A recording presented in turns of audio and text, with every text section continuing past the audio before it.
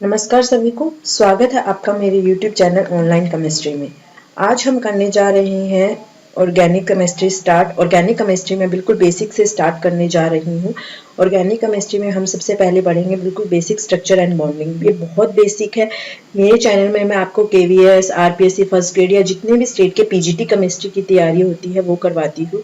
तो PGT के level के लिए है तो बहुत बेसिक, लेकिन इनमें से ये बेसिक चीज़ों में से भी 3 या 4 क्वेश्चन आते हैं और ये 3 या 4 क्वेश्चन ही हमारे गलत हो जाते हैं क्योंकि हम बहुत हायर लेवल का पढ़ते हैं। लाइक हम सब ऑर्गेनिक की नेमिंग रिएक्शन अच्छे से कर लेते हैं और भी मतलब एसिडिटी बेसिक ये सब कुछ भी पढ़ लेते हैं, लेकिन ये बेसिक चीज़ें कुछ है वो हम भूल जाते हैं और इनकी वजह से ही हमारा क्वेश्चन गलत हो जाता है और 3 या 4 क्वेश्चन आपको 101% देखने को मिलेंगे। इसलिए मैं बिल्कुल बेसिक से स्टार्ट करने जा रही हूँ ऑर्गेनिक।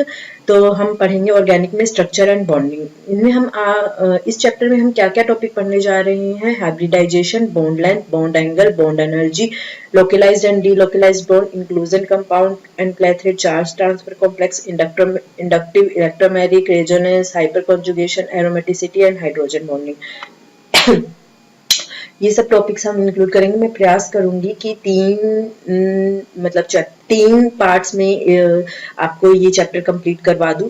अगर मेरी वीडियोस आपको पसंद आ रही है तो प्लीज़ मेरे चैनल को लाइक, शेयर एंड सब्सक्राइब करना मत भूलिएगा। चलिए ज़्यादा टाइम न लेते हुए मैं शुरुआत करती हूँ ऑर्गेनिक केमिस्ट्री में बिल्कुल बेसिक से structure and bonding. Structure and bonding में हम सबसे पहला टॉपिक जो पढ़ेंगे वो है हमारा हाइब्रिडाइजेशन। तो हाइब्रिडाइजेशन क्या होता है, जो हम बेसिकली इनऑर्गेनिक केमिस्ट्री में भी मैं आपको बता चुकी हूँ। तो हाइब्रिडाइजेशन होता है मिक्सिंग ऑफ 2 और more atomic orbital of approximately equal energy of an atom to form an equal number of new orbital which have equal energy, identical shape and size and are symmetrically oriented in space। क्या मतलब होता है कि जैसे for example आपको CH4 molecule बनाना है, जब हमें एटम्स को इंक्लूड करके मॉलिक्यूल बनाना होता है तो क्या होता है कि कार्बन जो है उसमें क्या है 2s outer most orbitals use होते हैं बॉन्ड बनाने के लिए, क्योंकि उनमें वैलेंस इलेक्ट्रॉन होते हैं। तो जैसे s और p ऑर्बिटल्स की एनर्जी में डिफरेंस होता है, तो s और p ऑर्बिटल्स की एनर्जी में डिफरेंस होने के कारण हाइड्रोजन प्रॉपरली बॉन्डिंग नहीं कर पाता। इस कारण क्या होते हैं, ये एक समान लेवल पर आ जाए s और p ऑर्बिटल, तो एक समान लेवल पे आने के लिए एक एनर्जी डिस्ट्रीब्यूशन प्रोसेस से गुजरते हैं चारों ऑर्बिटल्स। तो इस कारण फिर ये हाइड्रोजन में चारों में इलेक्ट्रॉन अच्छे से दे देता है और हमारा मॉलिक्यूल्स बन जाता है। तो जो ये एनर्जी डिस्ट्रीब्यूशन मतलब कि एक डिफरेंट एनर्जी लगभग सेम होती है लेकिन डिफरेंट एनर्जी, और एस हमारा होता है गोलाकार, पी होता है हमारा डंबल शेप। तो डिफरेंट शेप होने के कारण एक ये एनर्जी डिस्ट्रीब्यूशन प्रोसेस से गुजरते हैं जिसे हम कहते हैं हाइब्रिडाइजेशन।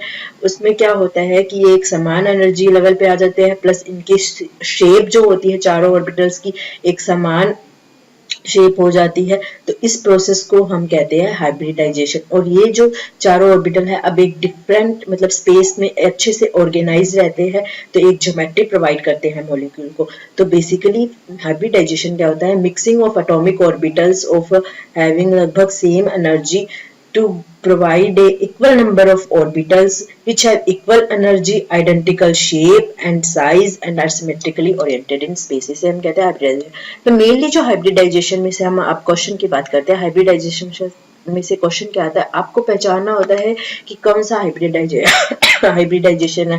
sp3 ऑर्गेनिक में हम 3 टाइप का हाइब्रिडाइजेशन मेनली पढ़ते हैं, sp3 sp2 sp। तो आपको पहचानना होता है कौन सा हाइब्रिडाइजेशन है, तो वो आपको ध्यान रखना है। तो sp3 3 और 1 4 आपको सिग्मा बॉन्ड काउंट करना है। सिग्मा बॉन्ड मतलब कि सिंगल बॉन्ड, ठीक है, ओनली सिंगल बॉन्ड काउंट करना है। तो 4 सिग्मा मतलब कि 4 सिंगल बॉन्ड है, तो ये है sp3।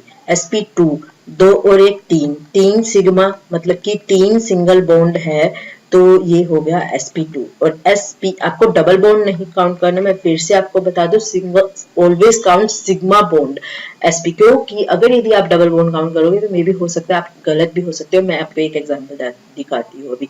sp अगर 2 सिग्मा है, 1 और 1 2 मतलब कि 2 सिंगल बॉन्ड है, तो मतलब कि sp हाइब्रिडाइजेशन। जैसे कि एक बार ये क्वेश्चन आया हुआ है, मैं डायरेक्ट एक क्वेश्चन कहती हूँ, एलिन CH2 डबल बॉन्ड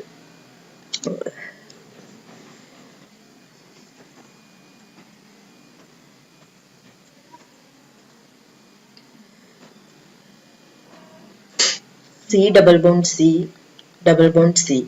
तो यहाँ पे आपसे पूछा गया कि इसमें हाइब्रिडाइजेशन क्या है इस कार्बन का। तो अगर यदि आप ये कार्बन देखें तो आप तो सोचेंगे कि यार मतलब कि डबल बॉन्ड है तो फटाफट लिख देंगे sp2 हाइब्रिडाइजेशन। नहीं, ऑलवेज काउंट कि सिंगल बॉन्ड कितनी है। तो सिंगल बॉन्ड है तो दो सिंगल बॉन्ड है इस कार्बन के पास। तो ये जो कार्बन है सेंट्रल कार्बन, ये आपके पास दो सिंगल बॉन्ड है, तो दो मतलब कि दो सिग्मा बॉन्ड है। तो मतलब कि सेंट्रल कार्बन क्या होगा, sp हाइब्रिडाइजेशन नॉट sp2।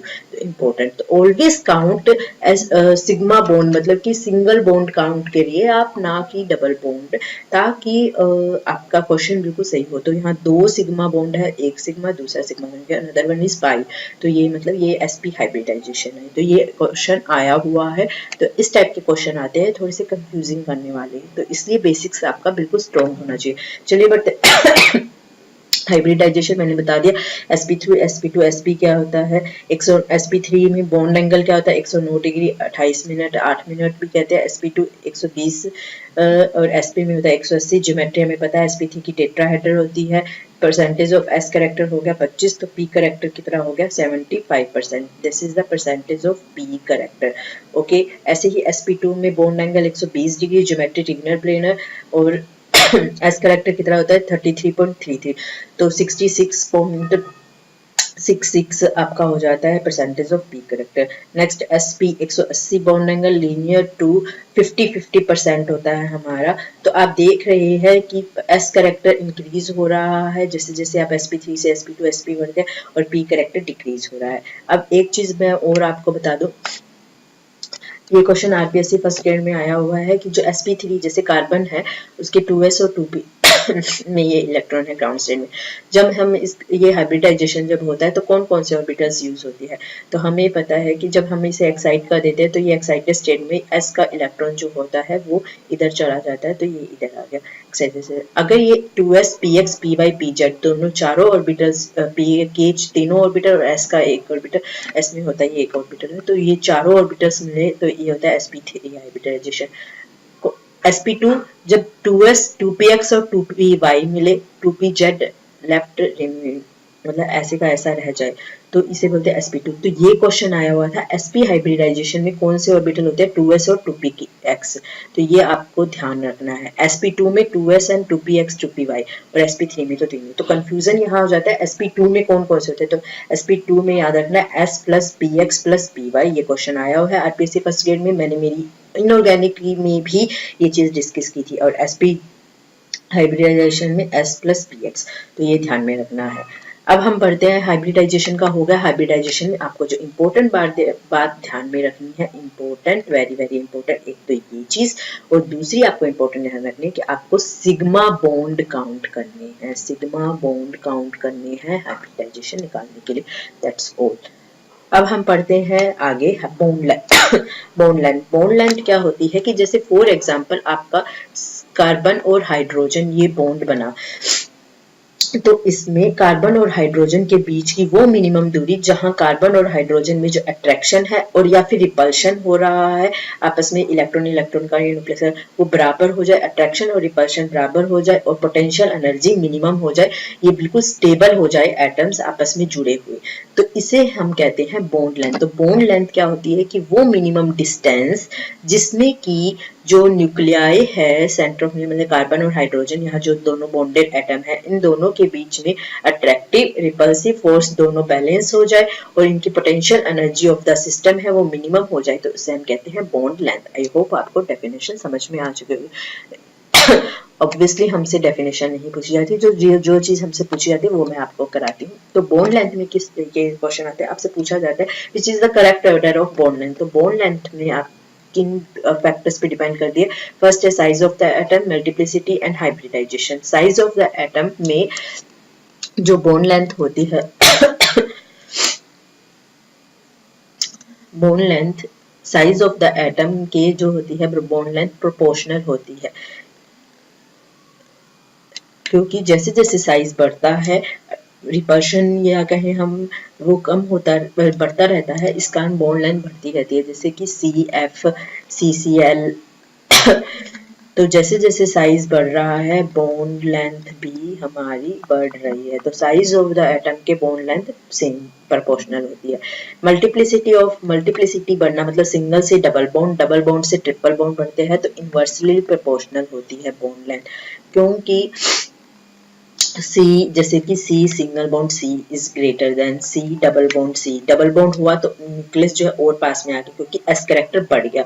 फिर एस कैरेक्टर बढ़ना मतलब न्यूक्लियस के और पास आ गए, तो सी ट्रिपल बॉन्ड सी मतलब कि ये और भी छोटे हो गए इनके बीच की दूरी और भी छोटी होगी। तो सी सिंगल बॉन्ड सबसे बड़ा, फिर डबल बॉन्ड, फिर ट्रिपल बॉन्ड। इसे मतलब कि मल्टीप्लिसिटी जैसे जैसे बढ़ती है बॉन्ड लेंथ वैसे वैसे घटती है। ऐसे ही हाइब्रिडाइजेशन भी सेम है कि यानी कि sp3 हाइब्रिडाइजेशन जब सिंगल हो तो बॉन्ड लेंथ सबसे ज्यादा, देन sp2 देन sp। तो दिस इज द कि हाइब्रिडाइजेशन से बॉन्ड लेंथ पे क्या फर्क पड़ता है। तो ये था हमारा बॉन्ड लेंथ के बाद आपके आती है बॉन्ड एनर्जी। बॉन्ड एंगल में इसकी बात करूंगी। तो बॉन्ड एनर्जी क्या होती है, exactly inversely proportional to bond length. Bond energy जो होती है वो क्या होती है, इनवर्सली प्रोपोर्शनल होती है बॉन्ड लेंथ के।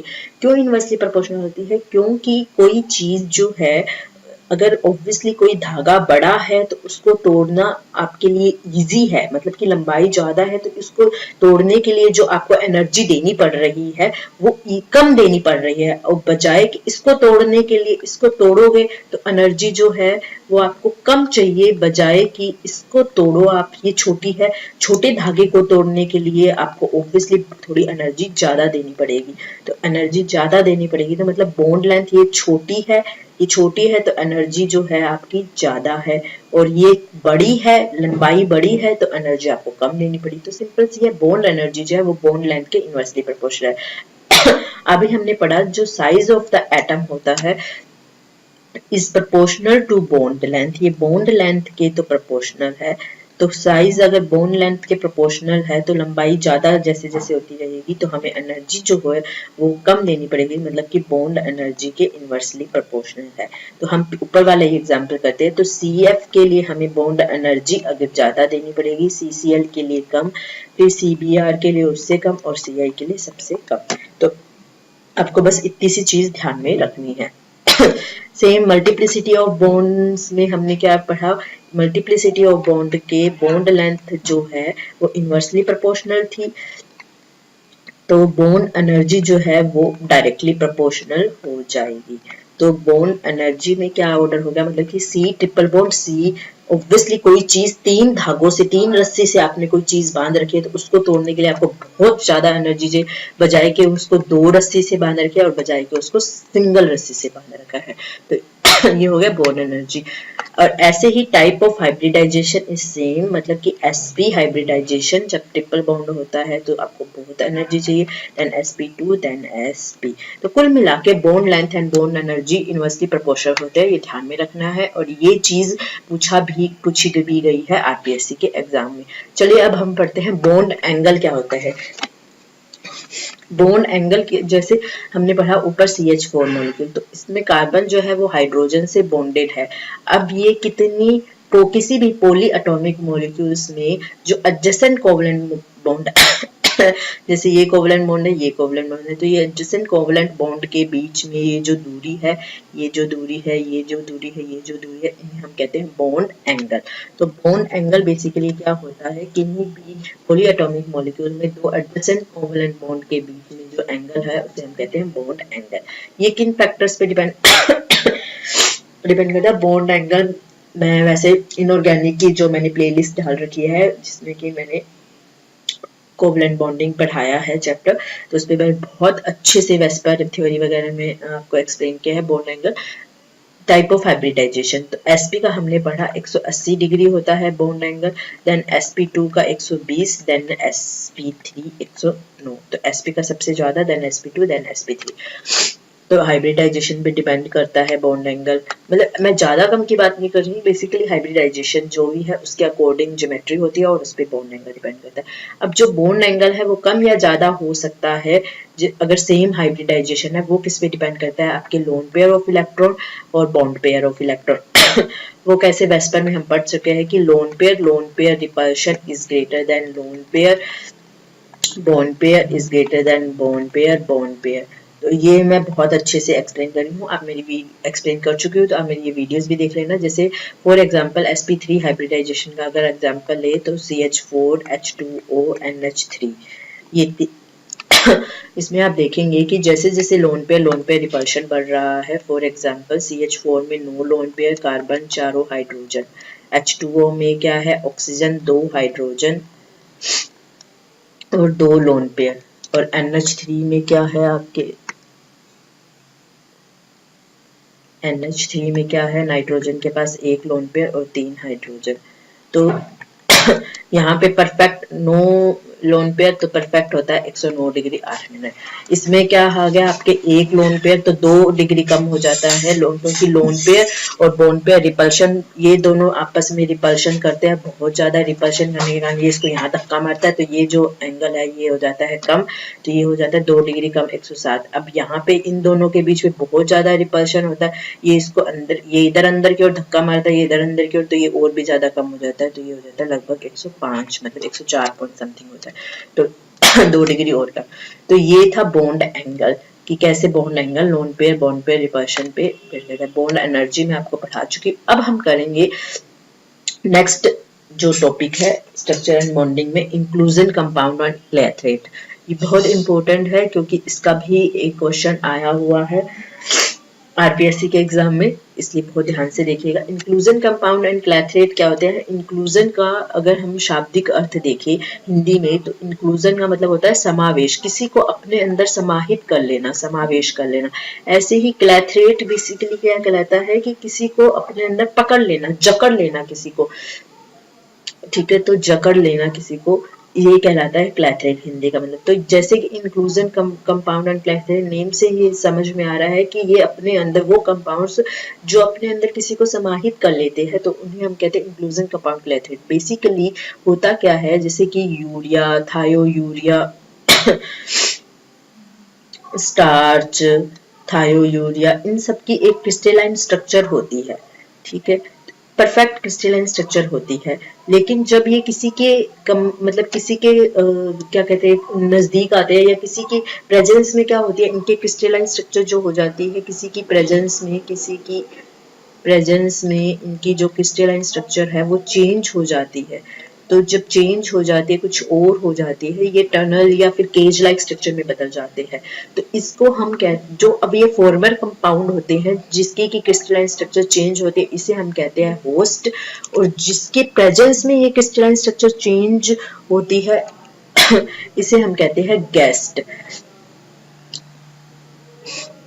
तो ये एक तरीके से इंक्लूजन कंपाउंड और क्लेथरेट क्या होते हैं आपके होस्ट गेस्ट एडिशन कंपाउंड, मतलब होस्ट गेस्ट कंपाउंड भी बोलते हैं इनको हम। तो होस्ट गेस्ट कंपाउंड में क्या होता है कि इसकी क्रिस्टलाइन स्ट्रक्चर चेंज हो जाती है, ये अपने अंदर किसी की प्रेजेंस में चेंज होती है, तो जो जिसकी प्रेजेंस में चेंज होती है उसे हम कहते हैं गेस्ट। तो ये अपने अंदर गेस्ट को समाहित कर लेते हैं, तो इसको हम होस्ट गेस्ट कंपाउंड भी बोलते हैं। तो होस्ट गेस्ट एडिशन कंपाउंड अपने दो टाइप के, इंक्लूजन एंड क्लेथरेट। अब आई होप आपको समझ में आ गया होगा बेसिकली होस्ट और गेस्ट कौन होता है। तो होस्ट वो होता है जिसकी क्रिस्टलाइन स्ट्रक्चर चेंज होती है, जो टनल या केज लाइक स्ट्रक्चर बनाएगा, और गेस्ट वो होता है जिसको ये समाहित करेंगे अपने अंदर।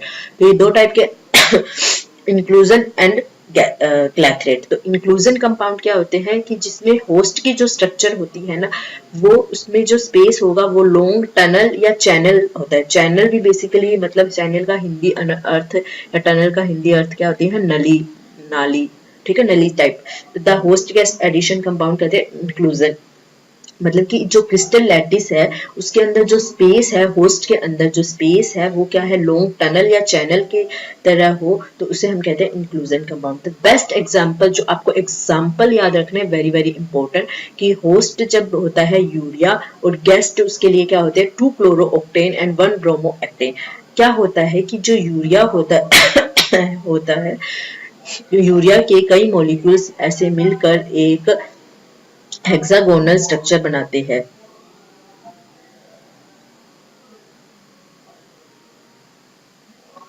तो यूरिया के कई सारे अणु मिलकर ये हेक्सागोनल स्ट्रक्चर बनाते हैं। तो ये बीच में इसमें क्या हुआ, ये चैनल टाइप स्ट्रक्चर बन जाती है।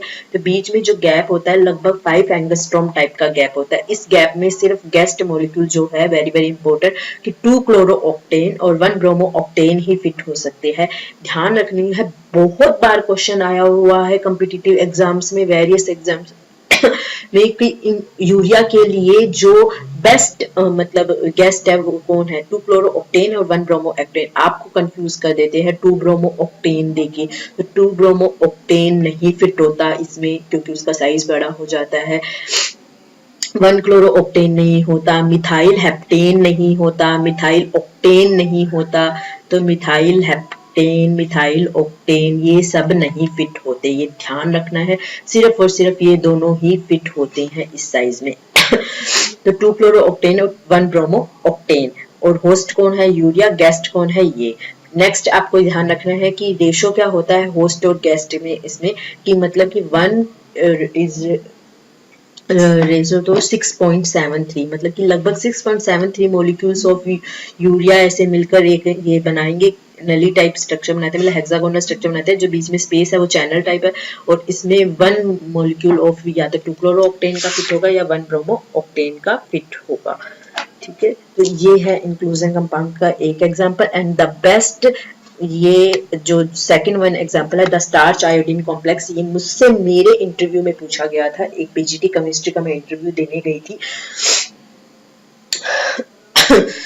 गवर्नमेंट इंटरव्यू था, तो उसमें मुझसे ये मेरे इंटरव्यू में ये क्वेश्चन पूछा गया था कि स्टार्च आयोडीन कॉम्प्लेक्स किस चीज का एग्जांपल है और कैसे आयोडीन अपना मतलब कलर शो करता है, स्टार्च में जो है वो आयोडीन की प्रेजेंस में कैसे कलर शो करते हैं। तो बेसिकली स्टार्च आयोडीन कॉम्प्लेक्स जो है ये वही होस्ट गेस्ट एडिशन कंपाउंड, मतलब कि इंक्लूजन कंपाउंड का उदाहरण है।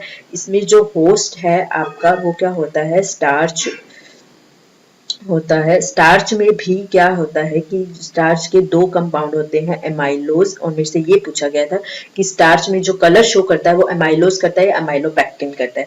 तो स्टार्च में 2 चीजें होती हैं, एमाइलोज और एमाइलोपेक्टिन।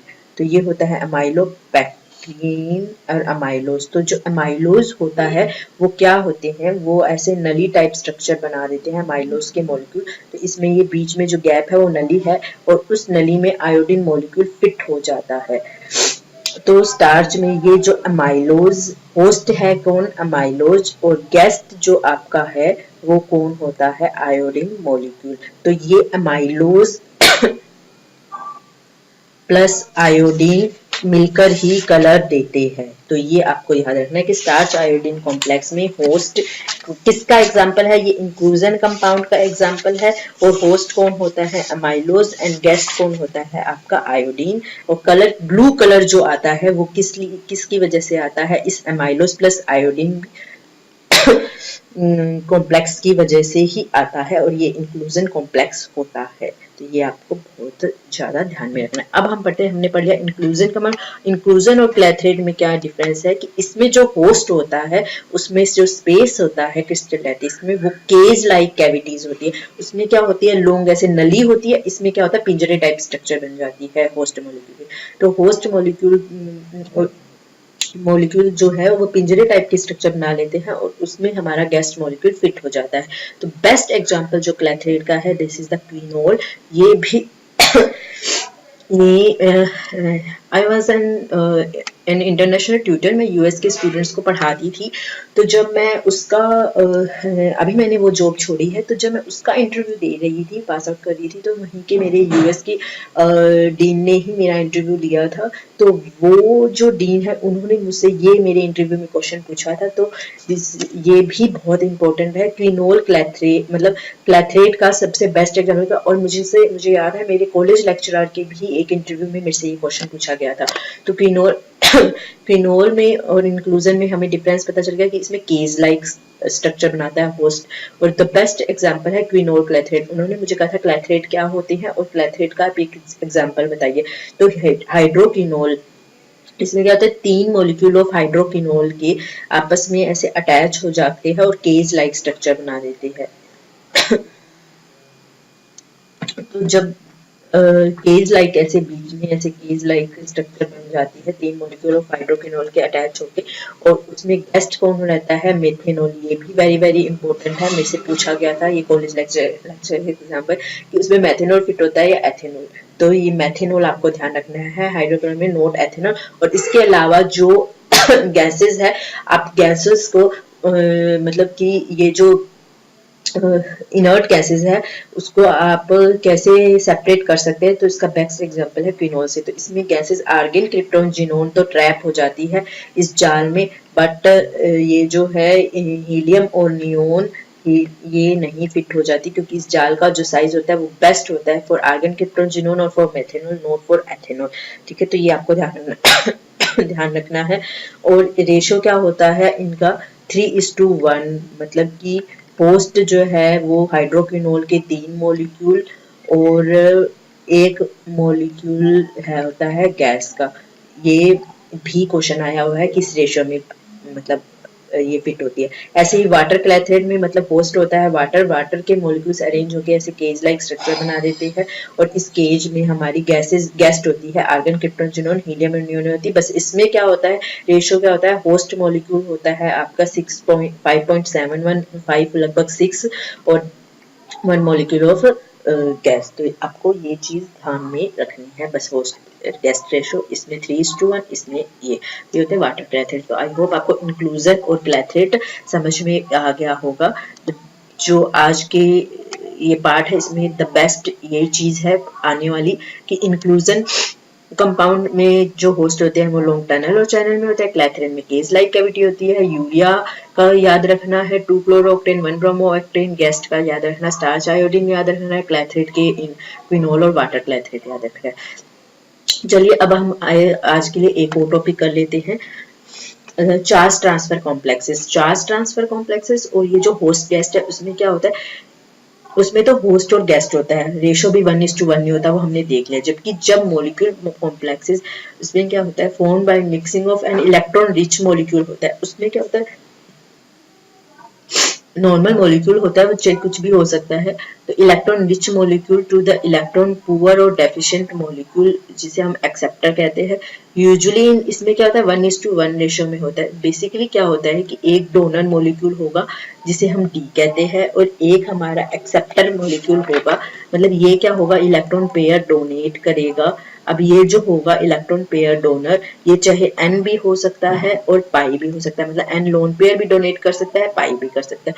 और एक होगा हमारा एक्सेप्टर जो कि लोन पेयर एक्सेप्ट करेगा, इसे हम कहते हैं ए से और ये आपस में इंटरेक्ट करेंगे डोनर और एक्सेप्टर। और डोनर क्या है हमारा, लोन पेयर या पाई इलेक्ट्रॉन दे रहा है तो डोनर पे पॉजिटिव चार्ज आ जाता है और ए पे नेगेटिव, और यहीं से पहचान होती है कि आपका डोनर या एक्सेप्टर का डाइपोल मोमेंट होगा 0, और जो ये कॉम्प्लेक्स बन जाता है इसका कुछ ना कुछ पॉजिटिव और नेगेटिव चार्ज, जो चार्ज सेपरेशन है हम पता है हम डाइपोल मोमेंट से मेजर करते हैं, तो यहाँ पे जरूर कुछ ना कुछ चार्ज के कारण डाइपोल मोमेंट इंक्रीज होता है। तो बेसिकली चार्ज ट्रांसफर कॉम्प्लेक्स में क्या होता है कि एक जना इलेक्ट्रॉन पेयर देता है और एक जना इलेक्ट्रॉन पेयर को एक्सेप्ट करता है, और ये कॉम्प्लेक्स में होता है। ये कलर्ड कॉम्प्लेक्सेस होते हैं, इसमें इसे हम इसलिए ईडीए कॉम्प्लेक्सेस भी कहते हैं, इलेक्ट्रॉन डोनर एक्सेप्टर कॉम्प्लेक्सेस। ठीक है, और ये 1:1 रेशियो में तो ये होस्ट और गेस्ट जो कंपाउंड हमने इंक्लूजन कंपाउंड और क्लैथरेट में पढ़ा है, इससे ये किस तरीके से डिफरेंस है ये आप समझ चुके हैं। तो बेसिकली जो इसका बेस्ट एग्जांपल है दैट इज द पिक्रेट, और ये ही आपको आता है जैसे आपको 3-4 कॉलम मैच द कॉलम में पूछ लिए जाते हैं, जैसे क्विनोल पूछ लिया जाएगा तो क्विनोल क्या हो गया आपका क्लैथरेट, आपको क्लैथरेट से मैच करना है। आपसे पूछ लीजिएगा starch iodine complex that is the urea complex that is the inclusion compound, और एक आपको दे देंगे पिक्रेट इज द आपका ये चार्ज ट्रांसफर कॉम्प्लेक्सेस या ईडीए कॉम्प्लेक्सेस। तो पिक्रेट में क्या होता है, जो पिक्रिक एसिड होता है, पिक्रिक एसिड हमें पता है 2,4,6 trinitrophenol NO2 2,4,6 triनिट्रोफिनॉल that is the phenol, and then 2,4,6 NO2 तो बेसिकली पिक्रिक एसिड में क्या होते हैं, NO2 हमें पता है -R इफेक्ट दिखाते हैं, मैं आगे भी करूंगी। तो ये इलेक्ट्रॉन को अपनी ओर खींच लेते हैं, इसलिए इसमें इलेक्ट्रॉन की इलेक्ट्रॉन की जो कमी आ जाती है तो ये बेसिकली एक्सेप्टर की तरह काम करता है। और कोई भी डोनर एटम, जैसे पाई इलेक्ट्रॉन डोनर यहाँ पे बेंजीन है, लेकिन बेंजीन में जब हमने CH3 मिथाइल ग्रुप लगा दिए मेसिटाइलिन, तो ये बेंजीन आपको पता चल गया कि कितनी हाईली डोनर हो गई, क्योंकि ये जो है ये इलेक्ट्रॉन डेंसिटी को इंक्रीज कर रहे हैं, ये इलेक्ट्रॉन डेंसिटी को कम कर रहे हैं। तो ये जब डोनर एटम है ये आपस में जब रिएक्ट करते हैं तो क्या होता है, डोनर एटम कॉम्प्लेक्स बनता है। इसे हम कहते हैं picrate. This complex is known as pi picrate या पिक्रेट। इसमें क्या होता है बेसिकली, ये जैसे मेसिटाइलिन है CH3, तो बेसिकली एक होगा आपका donor atom CH3 and CH3, और ये आपके ये ऐसे लोन पेयर इंटरेक्ट करेगा, और ये किससे इंटरेक्ट कर रहा है, आपके पिक्रिक एसिड से, OH NO2 NO2। तो इसे हम बोलते हैं पिक्रेट। पिक्रेट क्या होगा, पिक्रिक एसिड प्लस मेसिटाइलिन या कोई भी डोनर एटम जिसमें इलेक्ट्रॉन डेंसिटी ज्यादा हो। तो यहाँ पे यहाँ पे आप देख सकते हैं कि ये जो पिक्रेट्स होते हैं इसको हम डोनर एक्सेप्टर कॉम्प्लेक्सेस बोलते हैं। पाई डोनर भी हो सकता है, एन डोनर भी हो सकता है। बेसिकली एक तो मैच द कॉलम आता है, और दूसरा का क्वेश्चन आता है कि जैसे एक ये सही कौन सा स्टेटमेंट करेक्ट है उस पर पूछा गया था। तो बेसिकली पीरिडीन जो है उसका डाइपोल मोमेंट, एक मैं आपको 2 एग्जांपल बता रही हूँ, वो आपको थोड़े ध्यान रखने। तो ये भी है पीरिडीन। पीरिडीन का वैसे डाइपोल मोमेंट होता है 2.28 डिबाई, और आयोडीन का होता है 0। लेकिन जब पीरिडीन आयोडीन के साथ ये कॉम्प्लेक्स बनाता है, पीरिडीन के पास हमें पता है लोन पेयर होता है, तो ये एन डोनर की तरह काम करेगा यहाँ पे। तो पीरिडीन जब कॉम्प्लेक्स बनाता है तो ये डोनर है, इसके कारण यहाँ पे पॉजिटिव आ गया। और आयोडीन के साथ जब कॉम्प्लेक्स बनाता है, आयोडीन मॉलिक्यूल से लोन पेयर कर रहा है, तो यहाँ पे नेगेटिव आ गया। एक पॉजिटिव नेगेटिव चार्ज सेपरेशन के कारण इस कॉम्प्लेक्स का, पीरिडीन आयोडीन कॉम्प्लेक्स का जो डाइपोल मोमेंट है वो पूरा ही डबल हो गया 4.90। तो ये स्टेटमेंट करेक्ट है या रॉन्ग, तो ये आपको ध्यान रखना है। दूसरा एक चार्ज ट्रांसफर कॉम्प्लेक्स का ऐसे ही सेम एग्जांपल है कि जो 135 ट्राई नाइट्रोबेंजीन है, ये कार्बन टेट्राक्लोराइड में तो कोई डाइपोल मोमेंट नहीं होता, बेंजीन में इसका डाइपोल मोमेंट होता है।